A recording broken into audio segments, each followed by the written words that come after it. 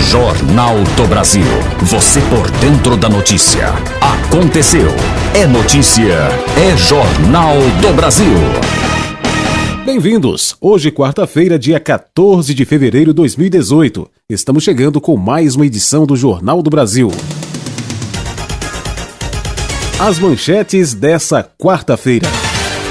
Segurados do INSS têm até o dia 28 deste mês para realizar prova de vida. TSE define que candidatos poderão financiar as campanhas com recursos próprios. Governo vai empregar médicos venezuelanos para que atendam compatriotas. A aposentadoria por tempo de contribuição corre risco de extinção. Essas e outras notícias, agora, no Jornal do Brasil. Você está ouvindo Jornal do Brasil. Cerca de 1.290 testes rápidos para a detecção de doenças sexualmente transmissíveis em Salvador revelaram no sábado, dia 10, 8 casos de HIV, 44 de sífilis, 2 de hepatite B e 7 de hepatite C. A Prefeitura de Salvador informou no domingo, dia 11, que identificou 8 casos de HIV em testes rápidos para a detecção de doenças sexualmente transmissíveis, aplicados em postos instalados em 2 pontos tradicionais do carnaval na cidade, a Barra e a Praça Carlos Gomes. Os 8 casos foram detectados em um total de 1.290 testes rápidos aplicados no sábado, dia 10, pelo primeiro dia de atuação do projeto Fique Sabendo, no carnaval deste ano. Além dos infectados pelo HIV, os testes revelaram também 44 casos de sífilis, 2 de hepatite B e 7 de hepatite C. Correndo o risco de extinção com a aprovação da reforma da Previdência, que será votada até o dia 28, a aposentadoria por tempo de contribuição tem regras específicas a partir dos próximos dias. Será automática, sem a necessidade que o assegurado do INSS, Instituto Nacional do Seguro Social, se desloque até uma agência para formalizar o pedido. Entretanto, na prática, os trabalhadores encontram muita dificuldade para comprovar o tempo mínimo de contribuição exigido. Atualmente, não existe idade mínima para aposentadoria por tempo de contribuição no INSS. A regra é o tempo mínimo de contribuição de 30 anos para mulheres e 35 para homens. Além disso, é necessário ter, no mínimo, 180 meses efetivamente trabalhados para efeito de carência. O advogado previdenciário Celso Joaquim Giorgetti, da Advocacia Giorgetti, aponta que algumas categorias, como a dos professores, têm regras diferentes. Aquele que der aula nos ensinos infantil, fundamental e médio tem como regra 25 anos de contribuição e 50 de idade, no caso das mulheres, e 30 de contribuição e 55 de idade, no caso dos homens. O especialista também ressalta que existem normas especiais para pessoas com deficiência, cujo tempo de contribuição exigido varia de 20 anos a 28 anos para mulheres e de 25 anos a 33 anos para homens. Você está ouvindo Jornal do Brasil. A Receita Federal deposita nesta quinta-feira, dia 15, 210 milhões a 102 mil contribuintes que caíram na malha fina do Imposto de Renda de 2008 a 2017 e que tiveram agora suas declarações liberadas. Entre os beneficiados, 20 mil são idosos. A consulta do lote está disponível no site da Receita ou pelo telefone 146. As restituições terão correção pela Selic, taxa básica de juros. O dinheiro será depositado na conta informada na declaração. Quem não receber deverá ir a uma agência do Banco do Brasil ou ligar para 4004-0001 para as capitais ou 0800-729-001, demais localidades, para agendar o crédito. A restituição ficará disponível durante um ano.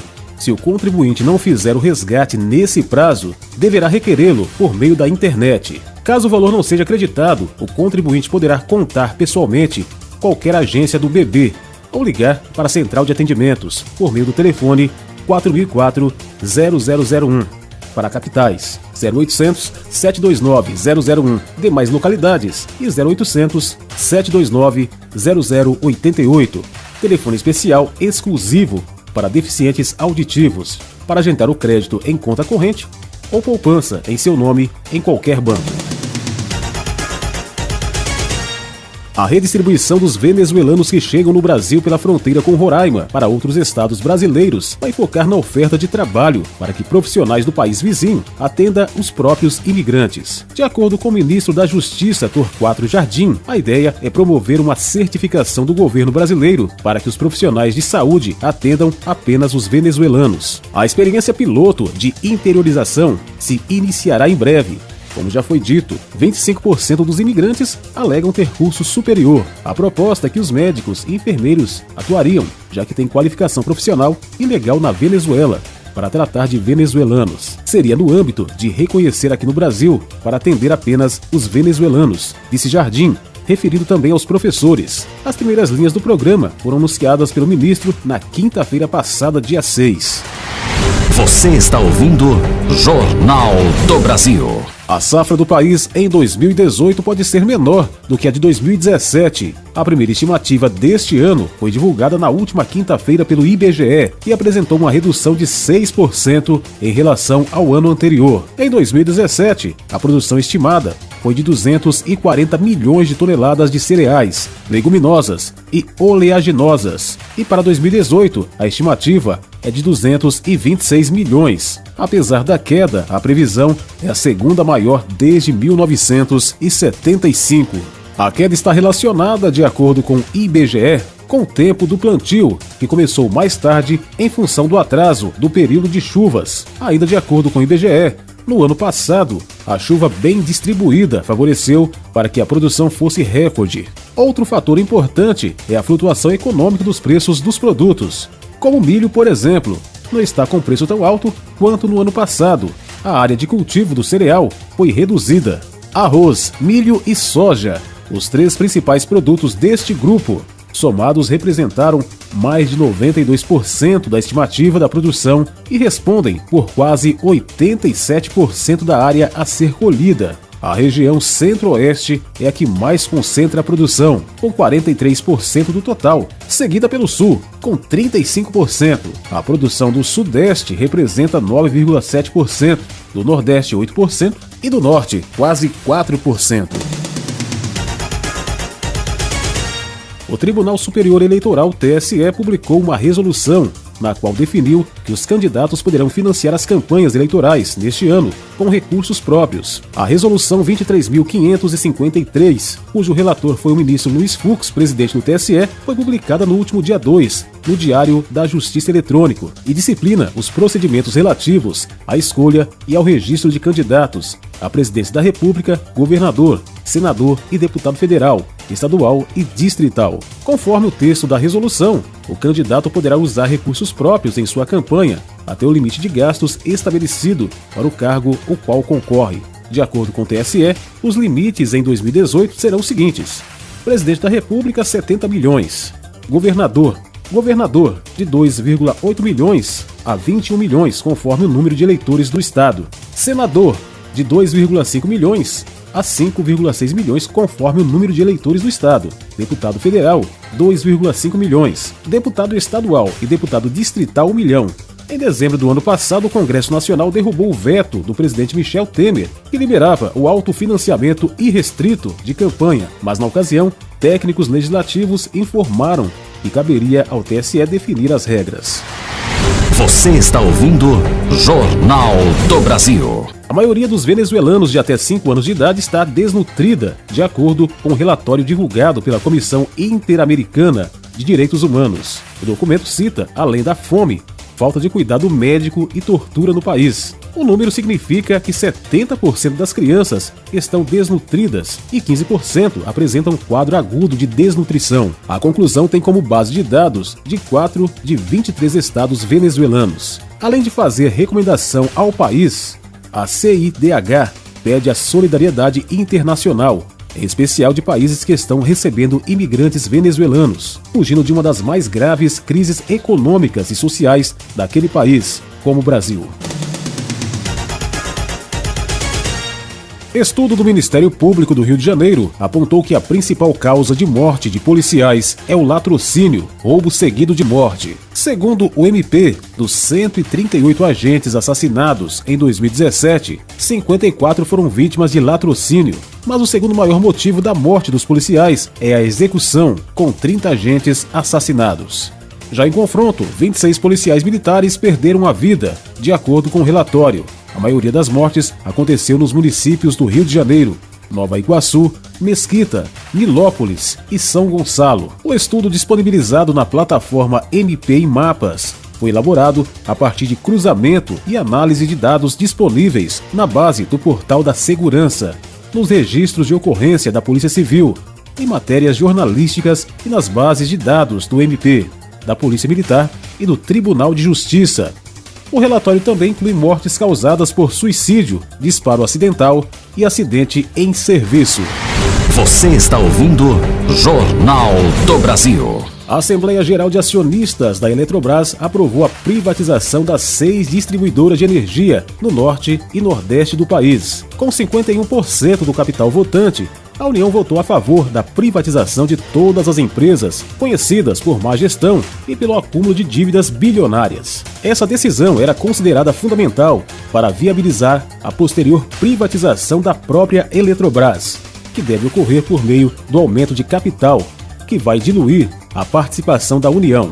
Maior entrave ao processo de privatização, a dívida dessas companhias, de 19,7 bilhões, ficou integralmente com a Hold. O voto contrariou a orientação da diretoria da empresa, para que os débitos de 11,2 bilhões deveriam ficar com a Eletrobras e os 8,5 bilhões restantes, detidos junto a fundos setoriais, deveriam ser assumidos pelos futuros concessionários. Os novos investidores serão obrigados a assumir compromissos de investimentos no valor de 7,8 bilhões nessas empresas, dos quais 30% serão depositados no momento da aquisição das companhias. As distribuidoras pertenciam a governos estaduais, mas foram assumidos pela Eletrobras no fim da década de 90. A intenção era privatizá-la em seguida, mas elas ficaram quase 20 anos nas mãos da Eletrobras. Nesse período, elas geraram prejuízo de mais de 20 bilhões.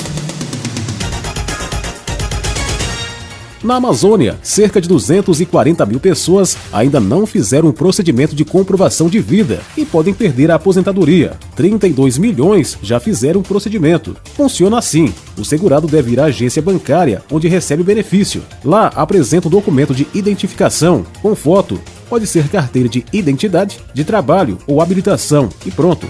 A comprovação de vida está feita. Não há necessidade de ir até uma agência da Previdência Social.